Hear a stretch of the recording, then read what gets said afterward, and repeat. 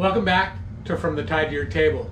Today, we're going to take the marvelous mussel and we're going to create one of the first dishes I learned as a young chef at age 16 in my first apprenticeship at a French restaurant. It's Baked Mussel Bisque. You're going to love it. Stay tuned.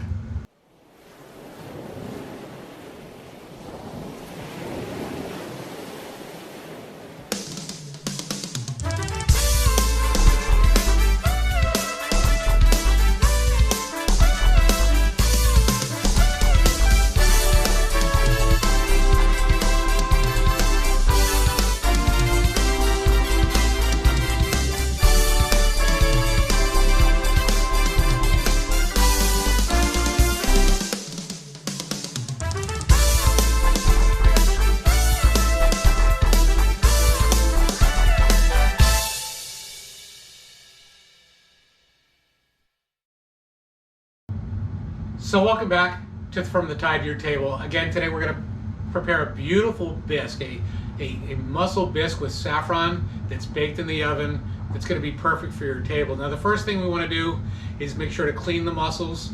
So we go through them, make sure they're all healthy. If they're open and you tap them and they don't close, get rid of them, throw them out.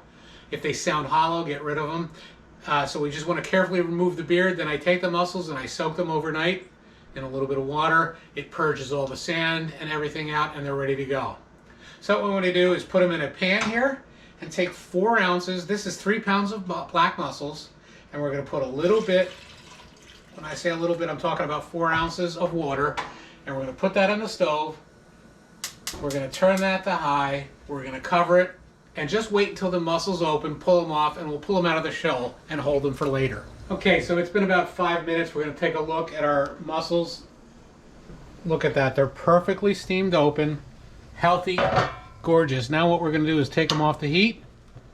We're going to save that purged liquid, which we refer to as liquor. So this is mussel liquor that will be the basis of the stock for our soup. Go. So as these are starting to cool, we just want to take the mussels out of the shell. Look how beautiful. Now, it's important to note that we didn't overcook them. We just waited till they got open. So they're just perfectly cooked. We just take our finger, take the little scallop mussel off, dump them, get rid of the shell, and we'll hold those for putting in the soup later as a garnish. All right, so we've completed our mise en place for the dish by pulling the mussels out of the shell and cooling them. Now, mise en place simply means having everything you need together ready to rock and roll. So the first thing we're going to do is make a roux. Now, this is the first time we're making a roux together, so I want you to pay attention. We're going to put this on medium heat. Now, we're going to try and thicken approximately 1 quart or 4 cups of the liquor that came off of the mussels, okay? And so you can use varied amounts of roux to get the viscosity that you're looking for. In this case, we're doing a bisque, a nice light bisque. So to thicken the amount of liquor that we're trying to thicken, which is in this case a quart, we're just going to use 1/3 butter, drop it in a heavy cast iron pan. We're going to let that melt, and then we're going to add an equal part of flour. So there's a couple different kinds of roux, right? There's a blonde roux, which is the palest roux, not cooked as much. There's a brown roux and a dark roux that's generally used in Cajun cooking. We're going to make a blonde roux here. So as you can see, the butter here is just melted, and now we're going to add our flour all at one shot and stir it in until it becomes this nice, thick, sandy looking, of all things, sandy looking mixture that now we're going to cook out. Now the difference between this and the beurre meunier that we used in a previous episode is beurre meunier is more of an a la minute thickening agent and shouldn't be cooked. With roux, you should cook out the starches so that it doesn't leave a starchy mouthfeel or taste in your soup or sauce. We'll just keep stirring this until it just cooks out a little bit. You can see that nice sandy texture. Now, let me talk about this, because in the meantime, we have this warm stock or liquor from the mussels. Now, we didn't get 4 cups or a quart of liquor from 3 pounds of mussels, but there's 2 things that I keep in my refrigerator all the time, and I recommend you do too. Anytime you boil crabs or mussels or clams, You keep that liquor, you mark it, put it in a plastic jug and freeze it so that when you need it in the future to make something like this, you have it at the ready. Another thing I always keep is animal fats, like duck fat, things of that, rendered beef fat, things of that nature, for a number of reasons. So as you can see, this is ready, almost ready to go. It's cooked out. Now what we're going to do here is just add a little bit at a time. The reason you're adding a little bit at a time is that you don't want it to get lumpy. So you see, you pour that in there, and you see you stir it around. You add another helping of it. You let that simmer just a second. Now at this point, what I want to do is I want to add our saffron. Now saffron, again, is like butter or cream or anything else. Quality does matter. So the saffron is a Spanish ingredient used in any number of Spanish dishes. And believe it or not, what it is the stamen of a crocus flower. But it delivers the most aromatic, pungent flavor along with a beautiful yellow color. So we're just going to add, oh gosh, maybe a gram. And we're going to put that in there now because it starts to leach immediately this beautiful color, but fragrant, aromatic flavor.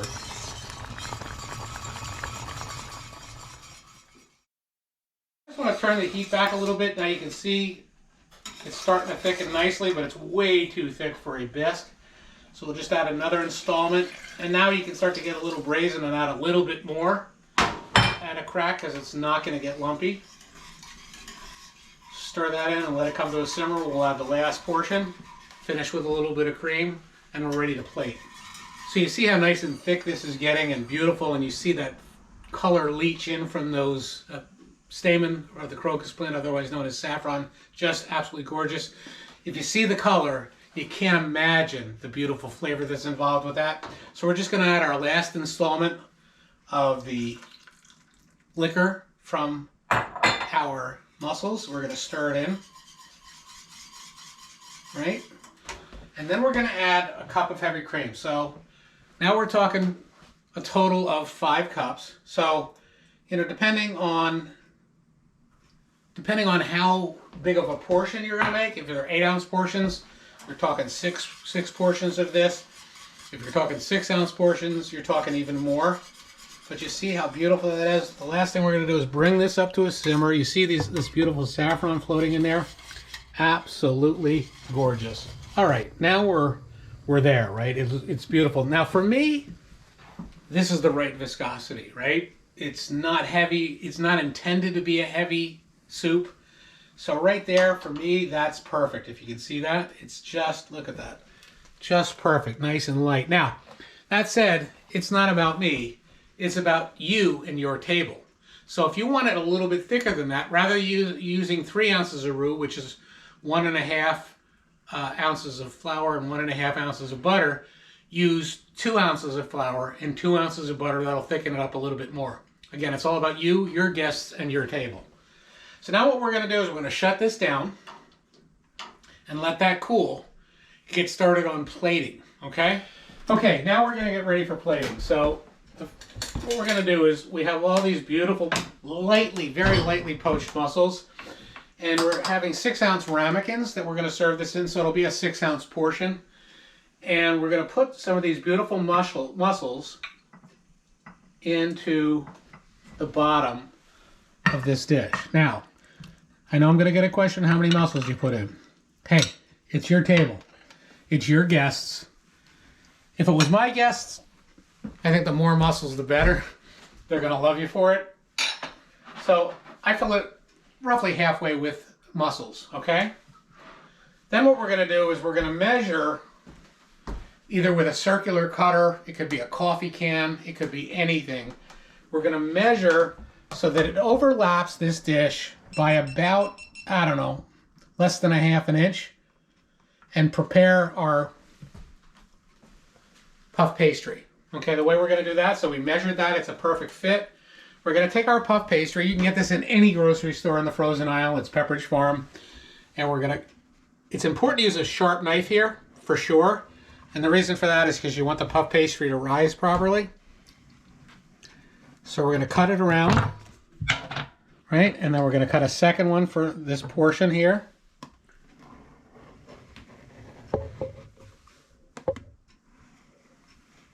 Okay.